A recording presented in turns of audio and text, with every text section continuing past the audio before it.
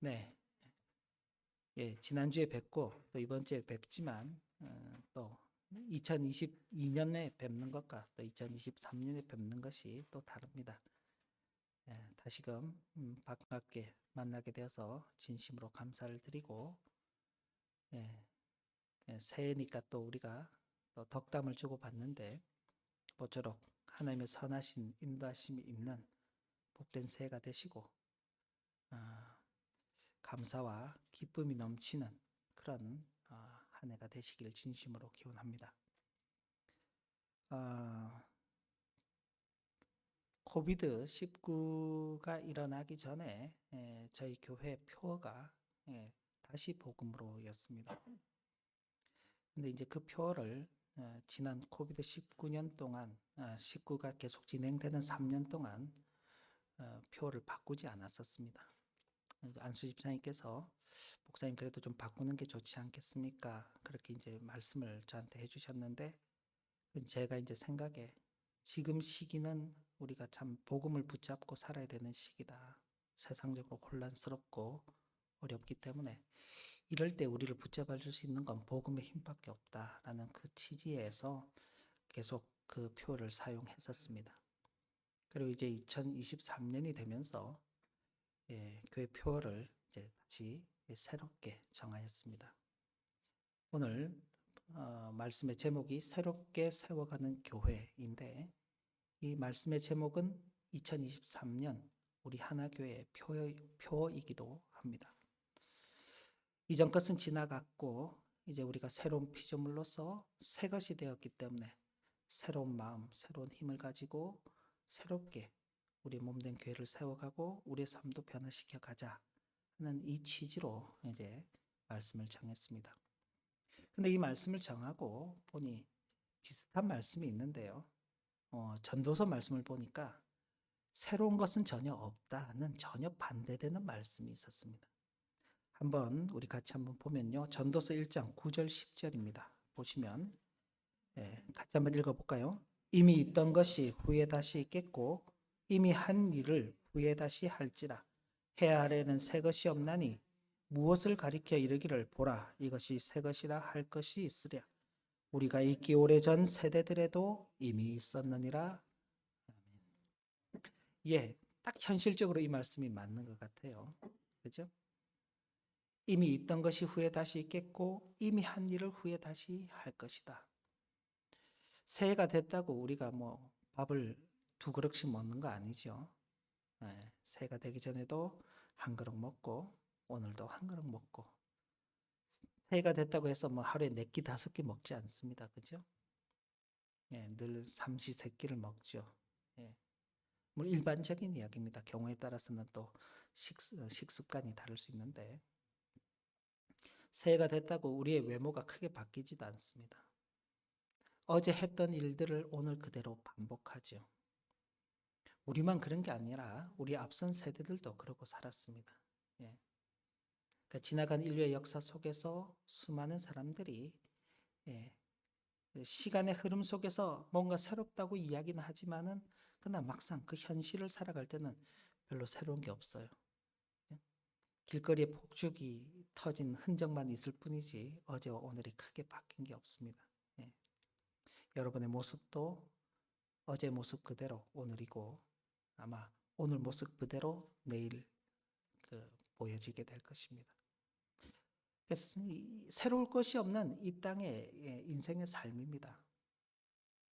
근데 솔로몬이 이 전도서를 통해서 이 땅의 것이 새로울 것이 없다라고 말씀하는 그 이유는 이 세상이 하나님의 창조 아래에 지음을 받고 하나님의 다스림 속에서 살아가고 있는데 그걸 인지하지 못하는 인생이 이 땅의 것이 전부인 줄 알고 그 속에서 변화를 추구하려고 할 때에 거기에 이 땅의 것은 새로울 것이 없다는 것입니다. 겉으로 드러나는 변화는 진정한 새로운 변화가 되지 못하는 것입니다. 근데 오늘 우리가 읽은 이 고린도 후서 말씀을 보면은 그런즉 누구든지 그리스도 안에 있으면은 새로운 피조물이다. 이전 것은 지나갔으니 보라 새 것이 되었도다라고 말씀하고 있는 것입니다. 여기 새로운 피조물 보라 새 것이 되었다라는 이 말씀은 우리의 겉모습을 두고 말하는 게 아닙니다. 사도 바울을 통하여서 예수 그리스도를 복음으로 전해들은 그 당시 성도들이 그 전날에도 그들은 일반적으로 자기의 삶을 살던 사람들입니다. 예수 그리스도를 믿고 구주로 고백하게 되었다고 해서 그들의 모습이 바뀌지 않습니다. 유대인이었던 사람은 그대로 유대인이었고 이방인 사람은 그대로 이방인인 것입니다. 그들의 어떤 혈통이 바뀌는 것도 아니고 외모가 바뀌는 것도 아닙니다. 이전에 종이었던 사람이 예수를 믿었다고 해서 갑자기 주인이 되지 않습니다. 여전히 종으로서 살아가고 있는 것입니다. 그런데 바로 사도 바울이 그들로 하여금 새로운 피조물이 되었다, 보라 새 것이 되었다라고 말할 때에는 그들의 외면의 변화가 아닌 그들의 내면의 변화, 그들의 인격의 변화, 그들의 영혼의 변화를 두고 새로운 피조물 새 것이 되었다라고 그렇게 말하는 것입니다. 그래서 우리가 진정한 새로움은 겉모습에서 나타나는 게 아니라 우리 내면의 변화, 무엇보다 중요한 영혼의 변화가 있어야지만 그 새로움이 우리에게 찾아온다라고 그렇게 말할 수 있는 것입니다. 마찬가지잖아요. 새해가 바뀌면 우리가 새로운 결심들을 하죠. 지난해 계획했던 것들을 돌아보고 참 못했던 것들을 아쉬워하면서 2023년 새해에는 새로운 계획들을 세우게 됩니다. 그게 우리에게 있어서 진정한 변화입니다. 그저 새해가 됐다고 옷을 바꿔 입고 겉모습을 바꾸게 꾸민다고 해서 그 우리 변화가 아니죠. 마음의 변화, 생각의 변화, 행동의 변화, 바로 그런 변화가 사람에게 있어서 진정한 변화인 것처럼 예수 그리스도 안에 있는 성도들의 변화는 바로 내면의 변화, 인격의 변화, 그리고 영혼의 변화를 이루어가야 하는 것입니다. 성도가 누리는 이 새로움이라는 것은 먼저는 과거와의 단절에서 이 새로움이 오는 것입니다. 자, 앞서도 말씀드렸던 것처럼 해가 바뀌면서 우리가 새로운 계획을 세웠죠. 그 새로운 계획을 세울 때 있어서 가장 중요한 것은요, 이전처럼 행동하지 않는 것입니다. 지난해 2022년에 행동했던 것처럼 2022년에 생각했던 것처럼 하지 않는 것입니다. 지난해 공부를 좀 열심히 하지 못해서 올해는 공부를 열심히 해보겠노라고 마음먹은 사람이 그 마음 먹어놓고는요, 그 행동의 변화가 나타나지 않으면은 진정한 새로운 계획이 되지 못하는 것이 그냥 계획만 거창하게 있는 것입니다. 그죠?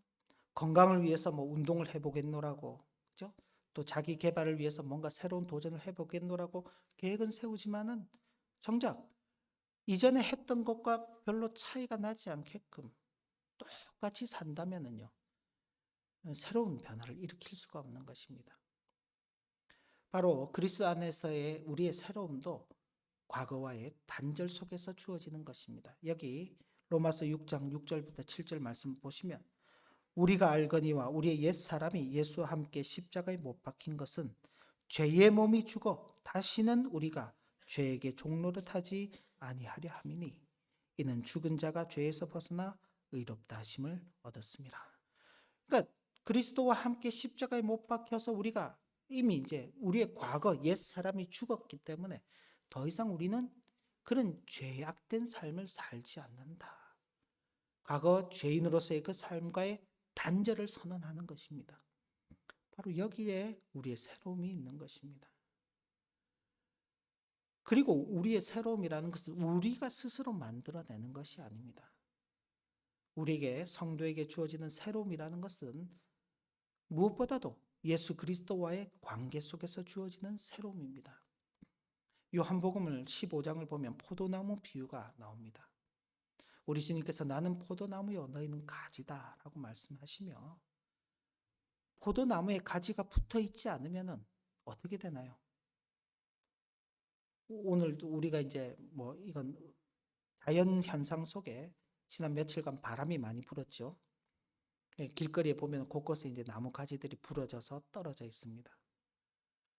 그럼 그 가지는 어떻게 되나요? 해가 뜨고 날이 밝아지면은 곧 말라서 죽어버리는 것입니다. 요즘은 나무를 이렇게 가져가서 장작으로 쓰지 않지만 과거 같으면요. 가지고 와서 다 집에서 불 때는 그런 장작으로밖에 쓰지 못하는 것입니다. 생명이 없는 것입니다. 그러나 그 가지가 나무에 붙어 있을 때는 생명을 내는 것입니다. 지금 우리가 밖을 보면은 모든 나뭇잎들이 떨어지고, 그죠?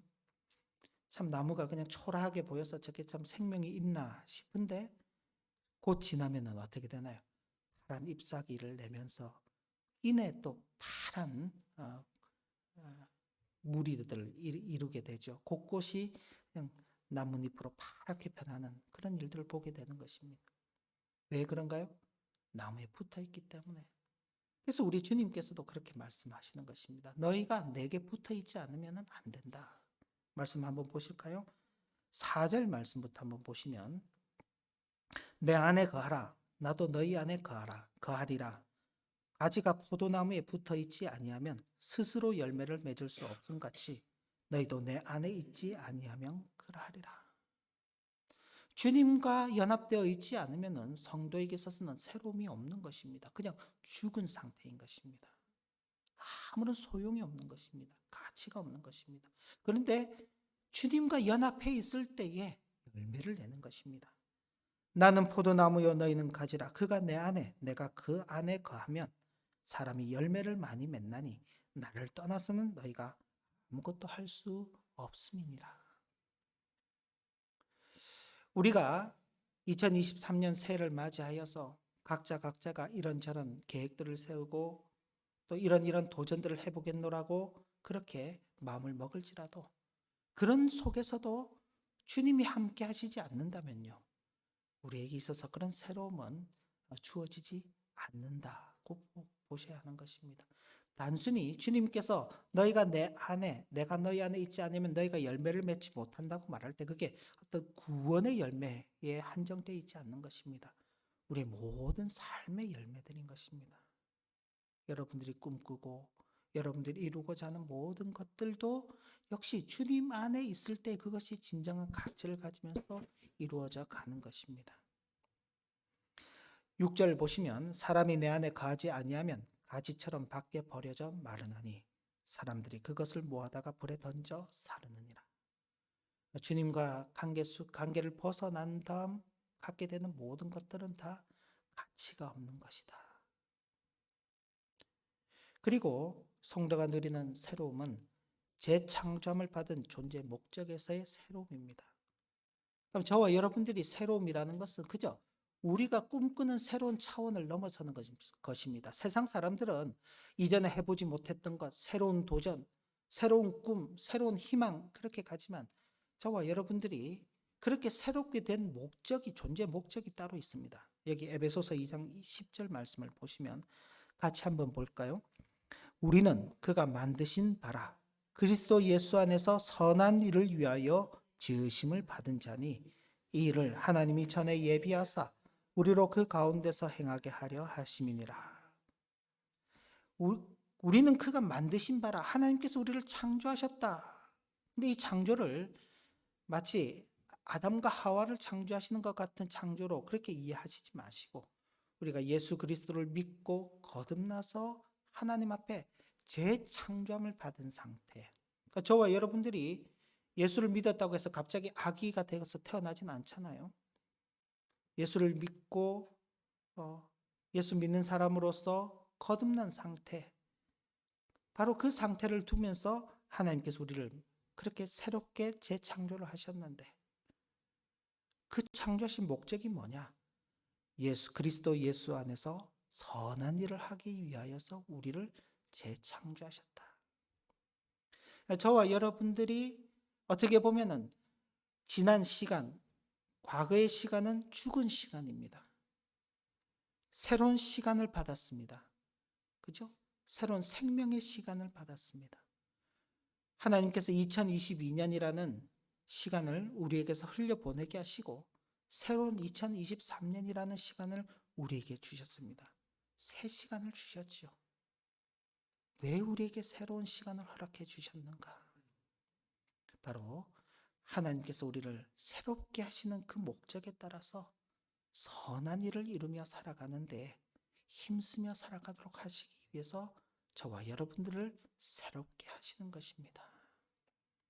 그러니 저와 여러분들은 과거와의 단절을 통해서, 그러면서도 예수 그리스도와의 연합 속에서 우리 하나님께서 우리를 새롭게 하시는 그 목적에 따라 이 땅 가운데서 선을 이루며 살아가는 일에 마음을 쓰며 살아가야 하는 것입니다. 성도가 누리는 이 새로움이 왜 중요하냐 하면, 성도가 누리는 새로움은 이전 것들, 곧 제약된 것들과 정죄된 것들과 허무한 것들이 다 지나갔기 때문입니다. 그런데 하나님께서 우리로 하여금 그냥 옛 모습을 버리는 것으로만 그 자리에 머물러 서 있도록 하시는 것이 아닌 것입니다. 그리스도 예수 안에 있는 자에게는 결코 정죄함이 없다는 선언을 더하여 주시는 것입니다. 다르게 좀 표현을 하면은, 저와 여러분들이 이제 새 맞이를 하면서 깨끗하게 목욕을 하고 새 옷을 입었어요. 그죠? 근데 목욕을 하고 새 옷을 입어도 몸이 더러워지고 옷이 더러워지지요. 근데 만약 우리가 새 옷을 입고 새로 목욕을 했는데 그 더러움이 다시는 더러워지지 않는다고 한다면요, 그것이야말로 진정한 깨끗함이죠. 그것이야말로 진정한 깨끗함인 것입니다. 하나님께서 우리에게 새롭다, 새롭게 하신다, 보라 새 것이 되었다라고 말씀하실 때에 결코 우리가 지나간 그 죄악들로 말미암아 다시 더럽혀지지 않을 것이다 라고 선언해 주시는 것, 바로 그 사실 때문에 우리에게 있어서의 새로움이 중요한 것입니다. 실제로는 우리는 그렇지 않죠.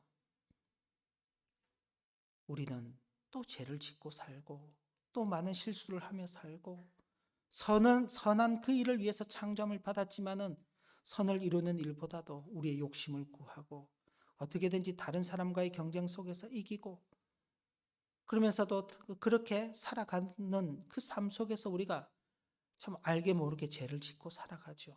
근데 우리 자신을 보면 죄로 얼룩져 살아가고 있지만은 하나님께서는 우리를 보시면서 그것이 너희들에게 다시 죄가 되지 않도록 하시겠다라고 선언해 주시는 것입니다. 이게 진정한 새로움인 것입니다. 그렇기 때문에 성도가 그 새롭게 된다는 것이 굉장히 중요한 것입니다.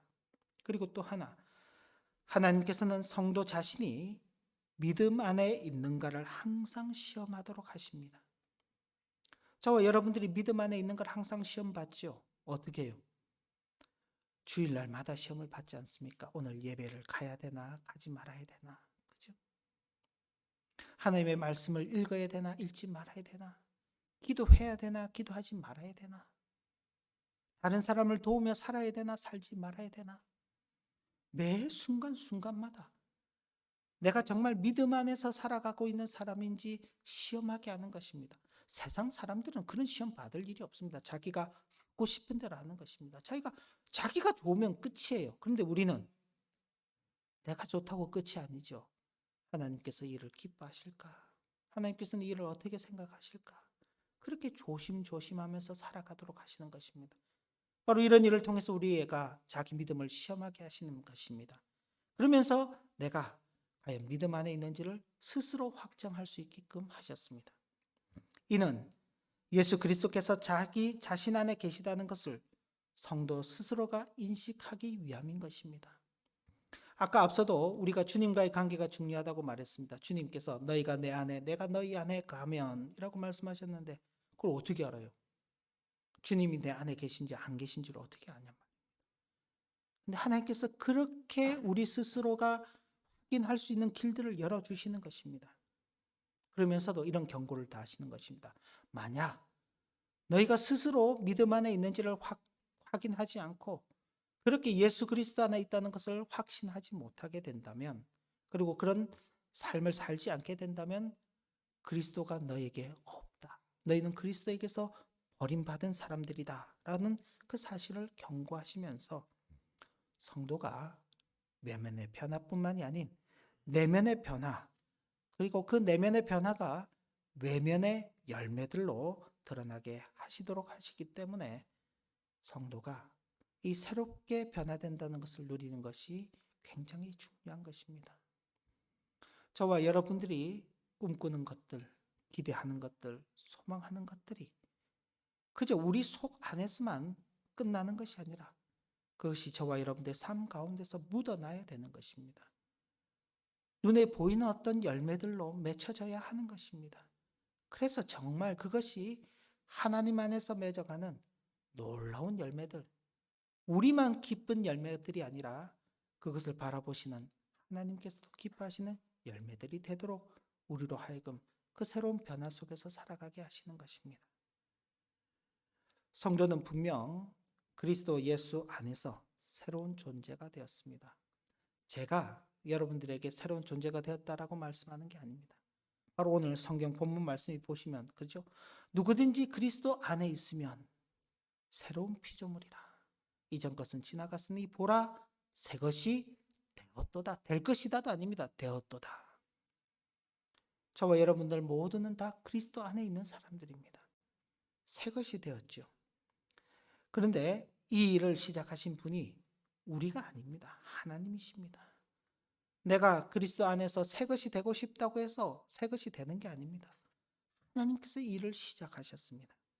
그렇기 때문에 성도 안에서 이 선한 일을 시작하신 하나님께서 그리스도 예수의 날까지, 이 예수의 날은 우리가 지난 주일 이 땅에 오신 주님만 생각하는 것이 아니라 이제는 다시 오실 주님도 생각해야 된다 그랬습니다. 바로 우리 주님께서 다시 오실 그날까지 우리에게서 이 일을 계속적으로 이루어 가실 분은 하나님이십니다. 앞서 말씀은 믿음 안에 우리가 제대로 살고 있는지를 스스로 확인해라. 만약 그렇지 않으면 그리스도 안에서 너희들이 버림받은 자들이다 라는 경고의 말씀을 해서 야, 내가 이거 잘못하면은 버림받는 거 아니야? 새로운 피조물이라고 하시더니 내가 버림받는 거 아니야? 이런 생각을 하기 쉬운데 성경 말씀은 또 거기에 보충을 해주시는 것입니다. 너희 속에서 그 일을 행하신 분은 하나님이시다. 하나님께서 그 일을 멈추지 않으시고 예수 그리스도의 날까지 너희들을 붙들어서 그 새로운 피조물, 그 새로운 하나님의 안에서 누리는 그 새로움을 잃어버리지 않도록 끝까지 이끌어 가실 것이다 라고 약속해 주시는 것입니다. 그래서 어떤 어려움이 있어도 결코 절망하거나 포기하지 않게 하시며 새롭게 된 성도로 살아가시도록 하기 때문에 성도가 누리는 새로움은 참 중요한 것입니다. 앞서 말씀드린 것처럼 새롭게 세워가는 교회, 2023년 우리 교회의 표입니다. 우리가 이 표를 정했다고 해서 그럼 이전까지 있던 우리 하나교회 공동체를 다 없애버리고 뭐 새로운 공동체를 세우자 이런 말은 아닌 것입니다. 아시겠죠? 다 아실 겁니다. 주님의 교회를 세워감에 있어서 부족한 것들이 있거나 혹은 미흡했던 것들이 있었다면 그 지난날의 부족함과 미흡함들을 다 이제는 버려버리는 것입니다. 이전 것은 지나갔다. 이 말은 달리 표현하면 이전 것들이 다 사라졌다. 우리의 미흡하고 부족했던 지난 날들의 모습들도 사라지게 해야 되는 것입니다. 그리고 여러 외부적인 어려움으로 인해서 우리가 마음이 많이 움츠러들었었습니다. 그죠? 이런 것들도 이제 떨쳐내고 마음을 활짝 펴면서 그리스도 안에서 새로운 존재가 된 성도답게 그 새로움을 누리고 또 그 새로움의 가치를 드러내며 교회와 성도를 바르게 세워가는 2023년이 되었으면 하는 그 바람입니다. 그래서 새롭게 세워져 가는 교회, 저와 여러분들이 주님 안에서 누리는 그 새로움의 그 기쁨들을 잘 누리시면서 우리가 함께 교회를 이룬 우리 공동체들, 우리 성도들 서로 간에 서로를 잘 세워가는, 그리고 조금 더 확장하자면은 이 땅의 주님의 교회들을 우리가 세워가는 그 일에도 더 선하게 쓰임 받는 그런 은혜가 있기를 진심으로 기원합니다.